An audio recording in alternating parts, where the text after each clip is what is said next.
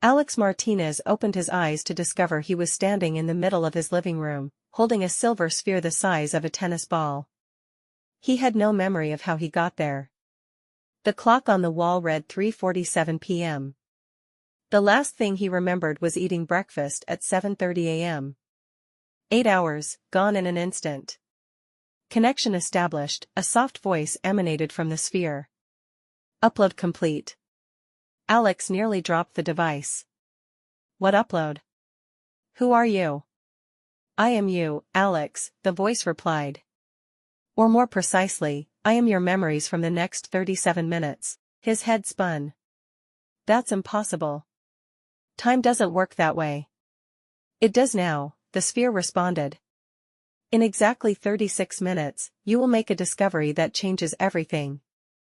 And in the 37th minute, you will die. Unless we change it. Alex sank into his couch, the sphere still warm in his trembling hands. Why can't I remember the last 8 hours? Because the you from 37 minutes in the future used the last of his strength to activate the quantum memory transfer. The process erases the recipient's recent memories as a safeguard against temporal paradox. Looking down at his hands, Alex noticed dried blood under his fingernails. Not his blood. The lab, the sphere continued. You need to stay away from the lab. Dr. Yaris isn't who she claims to be.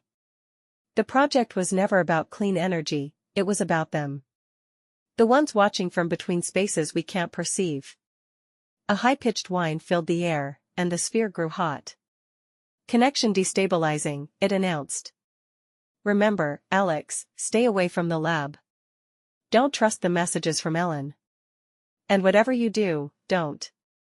The sphere went dark and cold. Alex sat in silence, his missing 8 hours weighing on him like a physical presence. Outside his window, the sun cast long shadows across his garden. A text message buzzed on his phone. Alex, it's Ellen. Emergency at the lab. Need you here ASAP. He stared at the message for a long moment, then looked at the sphere in his hands. Somewhere, in a future that now might never happen, another version of him had died to send this warning. The real question was, what would he do with it? Rising from the couch, Alex made his decision. Sometimes the hardest part of changing the future is choosing which warnings to heed, and which ones to defy.